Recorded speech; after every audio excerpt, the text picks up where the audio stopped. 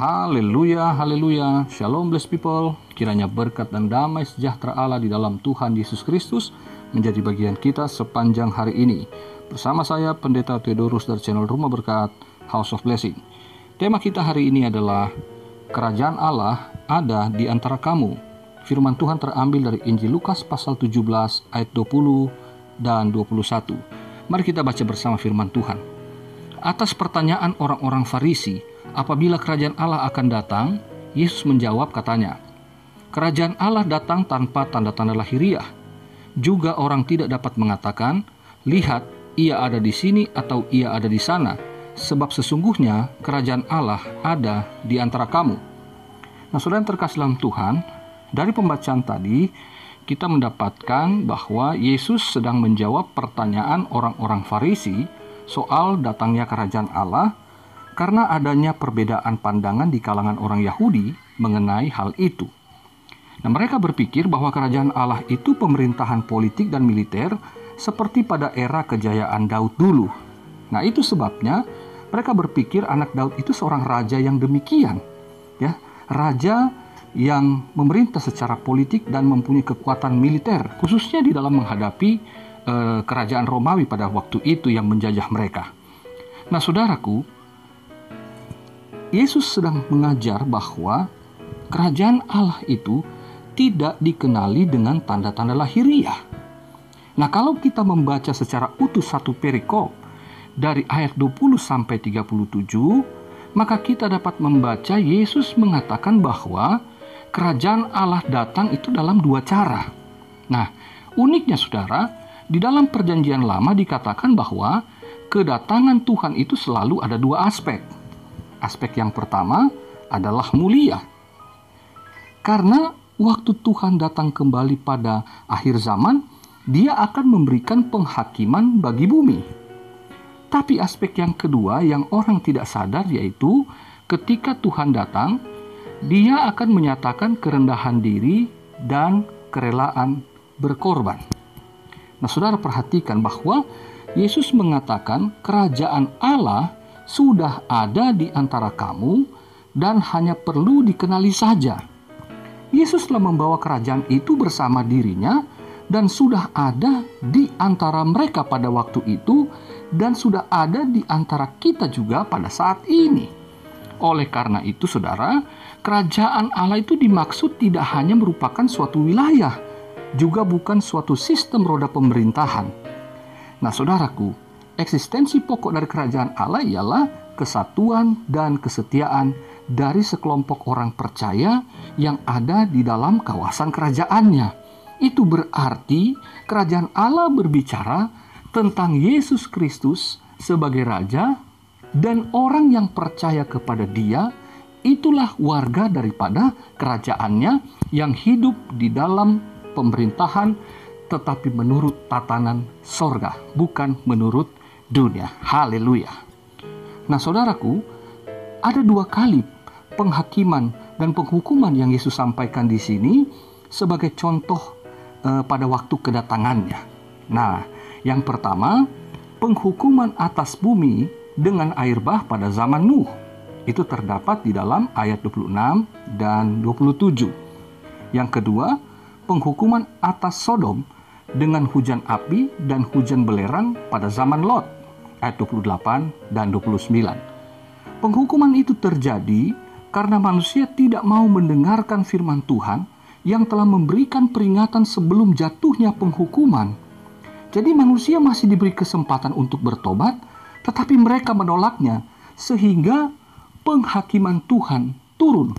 Penghukumannya menghanguskan bumi, menghanyutkan segala sesuatu yang ada di bumi pada zaman Lot, dan menghangus lulu lantakkan kota Sodom pada zaman Lot. Nah, saudaraku, namun apabila anak manusia, yaitu Kristus, datang pada kali yang kedua, maka tidak ada lagi kesempatan karena pemisahan itu telah terjadi.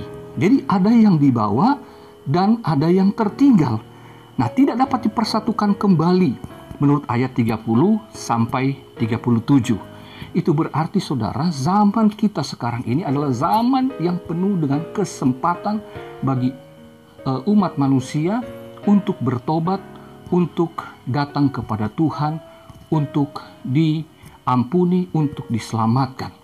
Bagi kita orang-orang Kristen yang sudah jauh dari Tuhan, masa-masa seperti sekarang ini, ambil pelajaran saudaraku, bahwa COVID-19 itu hanya sebuah peringatan kecil. Akan datang satu peringatan yang lebih besar lagi. Dan ketika seperti zaman Nuh, seperti zaman Lot, ketika tiba waktunya sudah final, maka tidak ada lagi pengampunan di sana. Penghukuman itu pasti turun. Dan Alkitab mencatat bahwa tidak ada lagi kesempatan bagi kita yang sudah dibawa dan yang tertinggal tidak bisa dipersatukan lagi. Jadi yang tertinggal nggak mungkin bisa ikut kepada yang sudah dibawa. Artinya yang sudah diselamatkan oleh Tuhan, sudah diangkat ke sorga, yang lain tertinggal untuk menerima penghukuman, itu tidak mendapat kesempatan lagi. Nah, saudara yang terkasih dalam Tuhan, pesan Yesus di sini sangat jelas bagi kita semua. Apakah itu?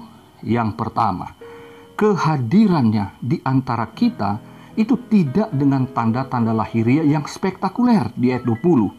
Jadi terima saja dengan iman Yesus yang menderita di kayu salib di ayat 25. Nah, saudaraku yang terkasih dalam Tuhan, bahwa Yesus mengatakan anak manusia itu akan ditolak dan ia akan menanggung banyak penderitaan. Itu maksudnya salib. Jadi Yesus dalam hidup kita tidak datang dengan tanda-tanda spektakuler.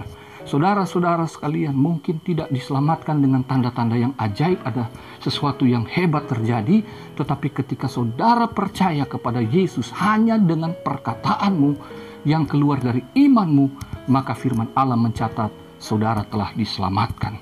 Jadi saudaraku, kita yang sudah diselamatkan juga pada hari-hari ini, percayalah Yesus ada di antara kita.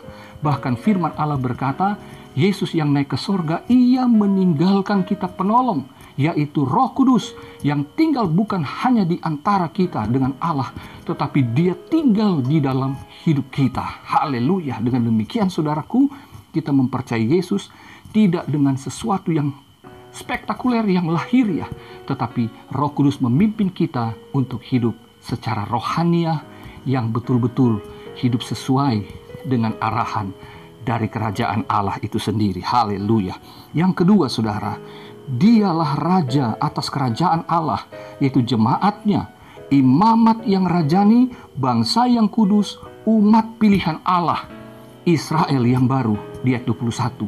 Jadi saudaraku, kerajaan Allah itu sekali lagi bukan soal bentangan kerajaan geografis atau politik dan kekuatan militer, sesuatu yang lahiriah, tetapi ini bicara kerajaan yang rohani. Saudaraku, kita umat yang telah diselamatkan, Yesus adalah Raja kita.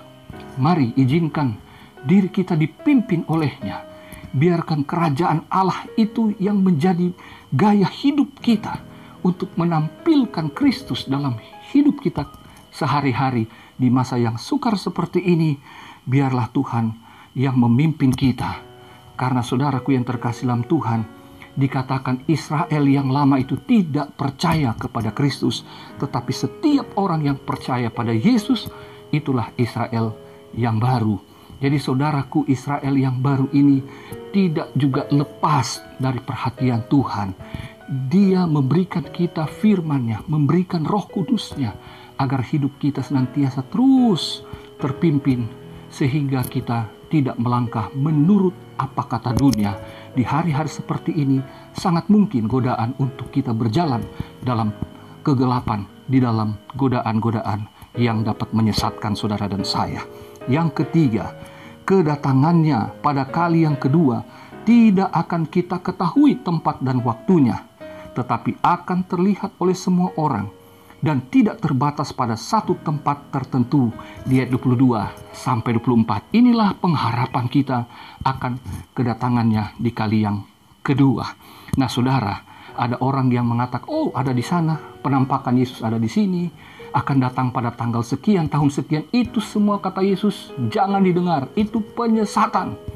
Tolak semua itu. Sebab Yesus datang dikatakan, ia datang seperti seorang pencuri. Kalau seorang pencuri tidak mungkin bilang-bilang kalau ia datang ke rumah seseorang. Nah saudaraku, jadi apa artinya Itu sebabnya poin yang keempat. Di sini pesan Yesus adalah berwaspadalah. Janganlah kita berfokus pada hidup yang duniawi yang dapat membinasakan di 27 sampai 33, tetapi berfokuslah kepada Yesus dan kebenarannya di dalam kita menjalani hari-hari di dunia ini.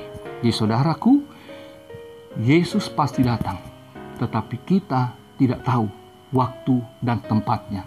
Jadi kita harus berpikir bahwa bisa saja Yesus datang besok hari, kapan saja. Artinya kita harus siap sedia senantiasa. Kita harus memperlengkapi hidup kita, keseharian kita dalam terang kebenaran firman-Nya, sehingga kita hidup benar di hadapan Tuhan, di hadapan manusia, sehingga kapanpun Yesus datang, kita siap untuk dibawa kepada kemuliaan-Nya yang kekal. Amin, saudara. Jadi di sini bukan soal sesuatu yang lahiriah yang kita tunggu dari Yesus, tetapi Roh Kudus-Nya sudah ada, kebenaran firman-Nya sudah ada di antara kita. Mari jalani hidup ini dengan penuh tanggung jawab. Nama Tuhan dipuji, dipermuliakan. Kiranya Tuhan Yesus memberkati hari-hari ini. Saudara sedang bergumul, jangan putus asa, jangan patah semangat, tetap berdoa dan berharap, dan tetap bersemangat. Kiranya Tuhan Yesus memberkati saudara. Sampai jumpa di vlog berikutnya. Haleluya, puji Tuhan.